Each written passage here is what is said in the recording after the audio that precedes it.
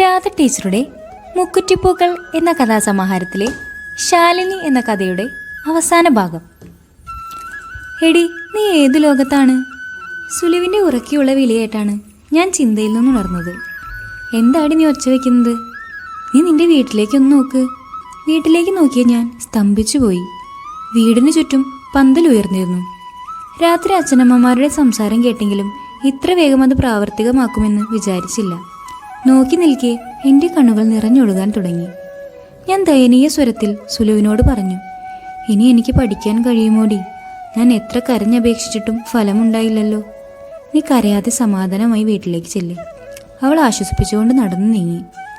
ഞാൻ കനലെരിയുന്ന മനസ്സോടെ വീടിൻ്റെ പടികൾ കയറി ചെന്നു. അമ്മ അടുക്കളയിൽ ചായ തിളപ്പിച്ചുകൊണ്ട് നിൽക്കുന്നു. എന്താ അമ്മേ ഇത്? മുറ്റം നിറയെ പന്തൽ ഉയർന്നിട്ടുണ്ടല്ലോ. ഞാൻ എത്ര പ്രാവശ്യം പറഞ്ഞതാണ് എനിക്കിപ്പോൾ കല്യാണം വേണ്ടെന്ന്, എനിക്ക് പഠിക്കണമെന്ന്. ഞാൻ നിങ്ങൾക്ക് ഇത്ര ഭാരമായോ? 14 വയസ്സ് പോലും എനിക്ക് തികഞ്ഞിട്ടില്ലല്ലോ. ഞാൻ ഹൈസ്കൂളിൽ പഠിച്ചുകൊണ്ടിരിക്കുന്ന ഒരു കുട്ടിയല്ലേ. എൻ്റെ മനസ്സ് കാണാനുള്ള കഴിവ് നിങ്ങൾക്കില്ലേ? ഇത്രയും പറഞ്ഞപ്പോഴേക്കും ഞാൻ തേങ്ങിക്കരഞ്ഞുപോയി. എൻ്റെ കരച്ചിലും സംസാരവും കേട്ടിട്ടായിരിക്കണം അച്ഛൻ അങ്ങോട്ട് കടന്നു വന്നു. എന്തിനാണ് നീ ഇങ്ങനെ കരയുന്നത്? പെൺകുട്ടികളായാൽ അനുസരണ വേണം. അച്ഛനമ്മമാർ മക്കളുടെ ഭാവിക്ക് വേണ്ടിയല്ലേ ഓരോന്ന് ചെയ്യൂ. കല്യാണം കഴിഞ്ഞാലും തുടർന്ന് പഠിപ്പിക്കാമെന്ന് അവർ സമ്മതിച്ചതുകൊണ്ടാണ് ഞാൻ ഈ കല്യാണത്തിന് സമ്മതം മൂളിയത്. ഇത്രയും നല്ല ജോലിയുള്ള ഒരാളെ നമുക്കിനി കിട്ടുമോ?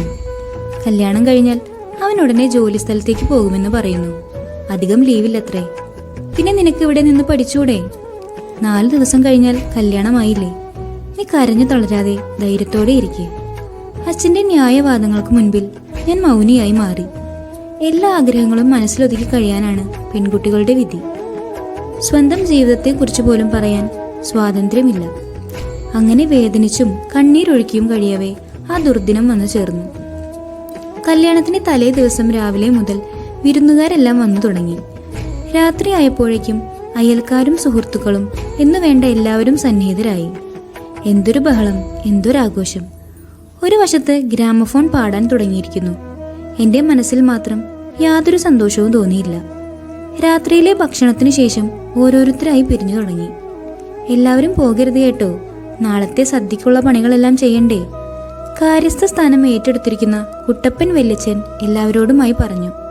അത് കേട്ടപ്പോൾ യുവാക്കളെല്ലാം ഒത്തുചേർന്നു പറഞ്ഞു, ഞങ്ങളാരും പോകുന്നില്ല ചേട്ടാ, നമ്മുടെ കുഞ്ഞിൻ്റെ കല്യാണം കെങ്കേമമാക്കണ്ടേ. ഞാൻ എല്ലാ ചേട്ടന്മാരെയും ഒന്ന് നോക്കി. എല്ലാവരും എത്ര സന്തോഷത്തിലാണ്. നാടാകെ ചേർന്ന് എൻ്റെ കല്യാണം ആഘോഷിക്കുകയാണോ? ശ്രീഹരിച്ചേട്ടനാണ് മുൻപന്തിയിൽ നിൽക്കുന്നത്. അയാൾ ചെറിയേട്ടൻ്റെ സുഹൃത്താണ്. എല്ലാവരും സുഹൃത്തുക്കൾ തന്നെ. പൊടുന്നനെ ഓരോരുത്തരും ഓരോ ജോലികൾ ഏറ്റെടുത്ത് ചെയ്യാൻ തുടങ്ങി. അടപ്രഥമനുള്ള അട തയ്യാറാക്കൽ ഒരിടത്ത്, തേങ്ങ പിഴിഞ്ഞ് പാലെടുക്കൽ മറ്റൊരിടത്ത്, പച്ചക്കറികൾ അരിയൽ വേറൊരിടത്ത്. ആകെ ബഹളമയം. പാട്ടിന്റെ താളത്തിനനുസരിച്ച് ചിലർ നൃത്ത ചുവടുകളും വയ്ക്കുന്നുണ്ട്. അടപ്രഥമന്റെ അടയെല്ലാം വെന്തു കഴിഞ്ഞ് അത് തണുപ്പിച്ച് അടർത്തി ഇടുകയാണ് ചുള്ളിപ്പറമ്പിലെ രാജേട്ടൻ. ഞാൻ സാവധാനം രാജേട്ടന്റെ അടുത്തേക്ക് ചെന്നു. ഓണക്കളിയിൽ ഞാനും രാജേട്ടനുമാണ് മത്സരിച്ചു പാടാറ്. രാജേട്ടൻ ഒരുപാട് പാട്ടുകൾ എഴുതിയുണ്ടാക്കും. അതെല്ലാം പാടി എന്നെ കേൾപ്പിക്കും. അതെല്ലാം പഠിച്ച് ഞങ്ങൾ കളിയിൽ മത്സരിക്കും. മത്സരത്തിൽ രാജേട്ടൻ തന്നെയാണ് ജയിക്കാറ്. പക്ഷെ ഞാൻ വിട്ടുകൊടുക്കാറില്ല. രാജേട്ടൻ എന്നെ ഒന്ന് നോക്കി. എടി മോളെ, നീ എന്തിനാണ് ഇങ്ങോട്ട് വന്നത്? പോയി കിടന്നുറങ്ങടി. കല്യാണപ്പെണ്ണിന്റെ മുഖത്ത് ഉറക്കക്ഷീണം പാടില്ല. ആ അഭിപ്രായത്തെ മറ്റു പലരും പിന്താങ്ങി. ഞങ്ങളുടെ ഗ്രാമത്തിലെ അച്ഛന്മാരുടെയും ചേട്ടന്മാരുടെയും ചേച്ചിമാരുടെയും സന്തോഷവും ഉത്സവവും കണ്ട് എനിക്ക് വളരെയധികം സന്തോഷമുണ്ടായി. സ്വന്തം വീട്ടിലെ കാര്യങ്ങൾ ചെയ്യുന്നത് പോലെയാണ് അവർ ഓരോ ചുമതലയും ഏറ്റെടുത്ത് ചെയ്യുന്നത്. പുലർച്ചെയായതോടെ ബഹളമെല്ലാം ഒന്നൊതുങ്ങി. പന്തലിൽ അവിടെ ഇവിടെയായി പലരും കിടന്നുറങ്ങുന്നു. കുട്ടപ്പൻ വല്യച്ഛൻ മാത്രം സദ്യവട്ടങ്ങളുടെ കാര്യാന്വേഷണവുമായി നടക്കുന്നു.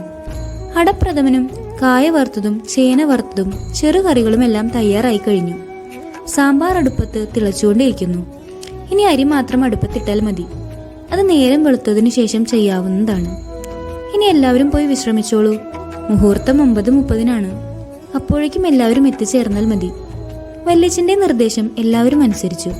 ഞാൻ ഓർത്തു, മണിക്കൂറുകൾക്ക് മുമ്പ് ഇവിടെ എന്തൊരു ബഹളമായിരുന്നു. ഇപ്പോഴെല്ലാം ശാന്തമായിരിക്കുന്നു. ഗ്രാമഫോണിൽ നിന്നുള്ള സംഗീതം മാത്രം നേരിയ തോതിൽ ഒഴുകുന്നുണ്ട്. ഞാൻ ഉറങ്ങാൻ കിടന്നെങ്കിലും ഒരു പോള കണ്ണടിക്കാൻ കഴിയുന്നില്ല. മനസ്സിൽ അത്രമാത്രം ഉത്കണ്ഠയായിരുന്നു. കല്യാണം കഴിഞ്ഞതിന് ശേഷം ഞാൻ എങ്ങനെയാണ് പഠിക്കാൻ പോകുക? മറ്റു കുട്ടികൾ എന്നെ കളിയാക്കി ചിരിക്കില്ലേ? വിജയലക്ഷ്മിയും നന്ദിനിയും എൻ്റെ പ്രിയപ്പെട്ട കൂട്ടുകാരാണ്. മാർക്ക് വാങ്ങുന്ന കാര്യത്തിലും ഞങ്ങൾ തുല്യരാണ്. അവരിനി എന്നോട് കൂട്ടുകൂടുമോ? ക്ലാസ്സിലെ ആൺകുട്ടികളും എന്നെ കളിയാക്കില്ലേ? അവരുടെ കൺവെട്ടത്ത് നിന്ന് എങ്ങനെയാണ് ഞാൻ ഓടി ഒളിക്കുക? എനിക്ക് മാത്രം ഇങ്ങനെയൊരു വിധി വന്നല്ലോ. എത്ര പണിപ്പെട്ടൊതുക്കിയിട്ടും മനസ്സ് തേങ്ങിപ്പോയി. വാസ്തവത്തിൽ എൻ്റെ അച്ഛനും അമ്മയും ക്രൂരന്മാരാണോ അതോ പാവങ്ങളോ? വലിയ നിധി അവർക്ക് കൈവന്ന പോലെയാണ് ഭാവം. മറ്റുള്ളവരുടെ ആശ്രയത്തിൽ എന്നെ പഠിപ്പിക്കണോ? ഞാൻ പഠിച്ച് നല്ല നിലയിലെത്തിയാൽ എനിക്കും നല്ല ജോലി കിട്ടില്ലേ? അപ്പോൾ നല്ല ജോലിയുള്ളവർ കല്യാണം കഴിക്കാൻ വരില്ലേ? ഇത്ര കുരുന്നില് എൻ്റെ ജീവിതം തകർക്കണോ?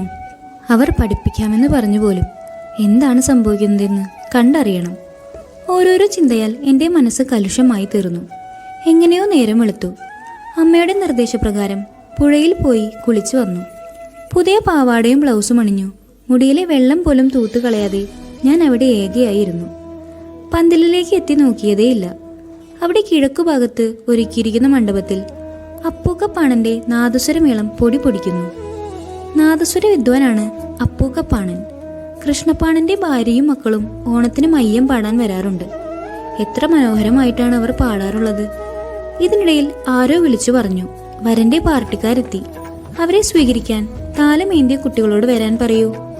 മേളത്തിന്റെ അകമ്പടിയോടെ താലമേന്തിയ പെൺകുട്ടികൾ അവരെ സ്വീകരിച്ചുകൊണ്ട് വന്നിരുത്തി. അവരിൽ കുറച്ചു പെണ്ണുങ്ങൾ എൻ്റെ അടുത്തേക്ക് വന്നു. എന്നെ മറ്റൊരു മുറിയിലേക്ക് കൂട്ടിക്കൊണ്ടുപോയി. തലമുടിയെല്ലാം ചീകി മുല്ലപ്പൂ ചൂടിച്ചു. പാവാടയും ബ്ലൗസും മാറ്റി സാരി ഉടുപ്പിച്ചു. ആദ്യമായിട്ടാണ് ഞാൻ സാരി ഉടുക്കുന്നത്. അമ്മ നേരത് മാത്രമേ ചുറ്റി കണ്ടിട്ടുള്ളൂ. വളകളും മാലകളും അമ്മ നേരത്തെ തന്നെ അണിയിച്ചിരുന്നു. സാരി ഉടുപ്പിക്കുന്നതിനിടയിൽ വരന്റെ പാർട്ടിയിൽപ്പെട്ട ഏതൊരു സ്ത്രീ മൊഴിയുന്നത് കേട്ടു. കുട്ടി കറുത്തിട്ടാണല്ലോ, ആഭരണങ്ങളും വളരെ കുറവ്.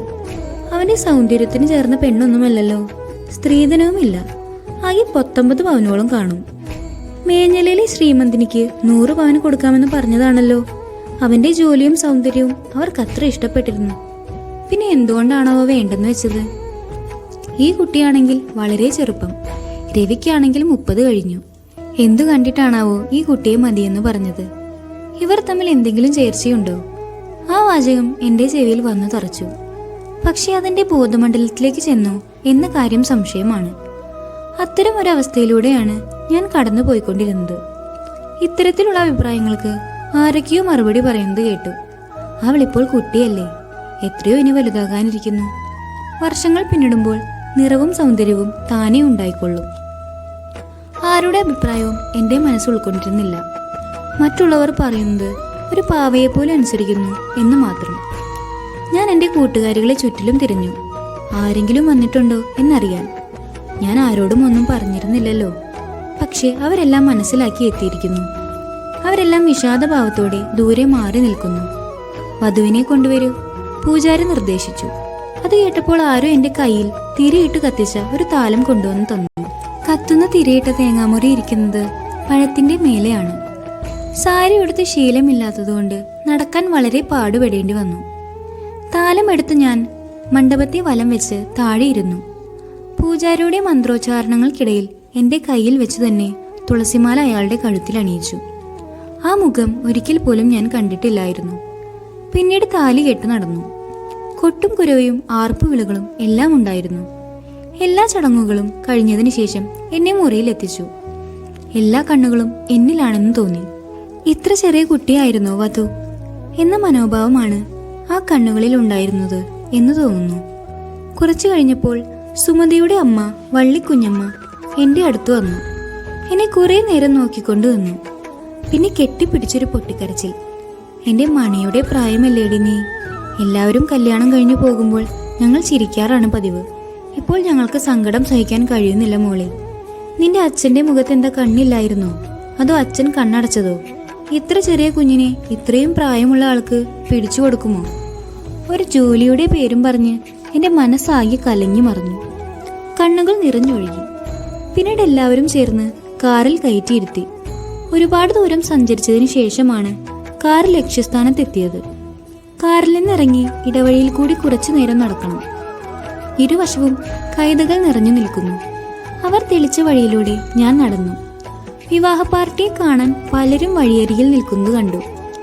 ചിലർ ഉറക്കെ പറയുന്നത് കേട്ടു. കറുത്തിരിക്കുന്ന ഈ പെണ്ണിനെ തേടിയാണോ രവി കിഴക്കൻ നാട്ടിൽ പോയി അലഞ്ഞത്? രണ്ടിനും ഒരു ചേർച്ചയുമില്ല. പ്രായത്തിലുമില്ല, സൗന്ദര്യത്തിലുമില്ല. അവനാണെങ്കിൽ വെളുത്തു തുടുത്ത സുന്ദരൻ. എല്ലാം കേട്ടുകൊണ്ട് ഞാൻ നടന്നെത്തിയത് വരന്റെ വീട്ടുപടിക്കലാണ്. നിറപറയും നിലവിളക്കും വെച്ച് അരി എറിഞ്ഞ് സ്വീകരിച്ചു. എല്ലാ ചടങ്ങുകൾക്കും ശേഷം വീട്ടിൽ തിരിച്ചെത്തിയ ഞാൻ കട്ടിൻപുറത്ത് കയറി മൂടി പൊതിച്ച് കിടന്നു. താങ്ങാൻ പറ്റാത്ത അവഹേളനമാണ് ഏൽക്കേണ്ടി വന്നത്.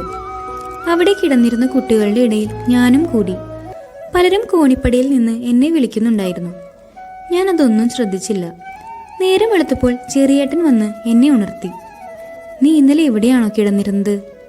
അളിയന് സോപ്പും എണ്ണയും എടുത്തു കൊടുക്ക്. എനിക്ക് വയ്യ, ഏട്ടൻ കൊടുക്കൂ. എനിക്ക് അയാളെ അറിയില്ല. എൻ്റെ കൂടെ വാ, ഞാൻ കാണിച്ചു തരാം.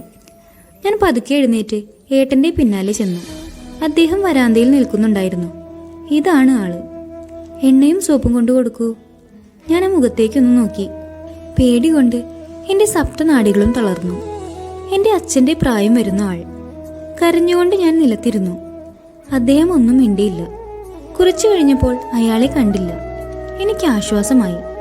അച്ഛൻ്റെയും അമ്മയുടെയും കുറെ വഴക്ക് കേട്ടു. മര്യാദയ്ക്ക് പെരുമാറാത്തതുകൊണ്ട് അവൻ പോയില്ലേ? അടുത്തു തന്നെ ജോലിസ്ഥലത്തേക്കും പോകും. എനിക്കുണ്ടായ ആശ്വാസത്തിന് അതിരില്ലായിരുന്നു. പിറ്റേ ദിവസം മുതൽ എല്ലാ ആഭരണങ്ങളും അഴിച്ചു വെച്ച് യൂണിഫോമിൽ ഞാൻ സ്കൂളിലേക്ക് പോയി. അദ്ദേഹം വിദ്യാസമ്പന്നനായതുകൊണ്ടായിരിക്കാം സംയമനം പാലിച്ചത്. അല്ലെങ്കിൽ പൂമൊട്ട് പൂവായി വിരിയട്ടെ എന്ന് കരുതിയാകാം.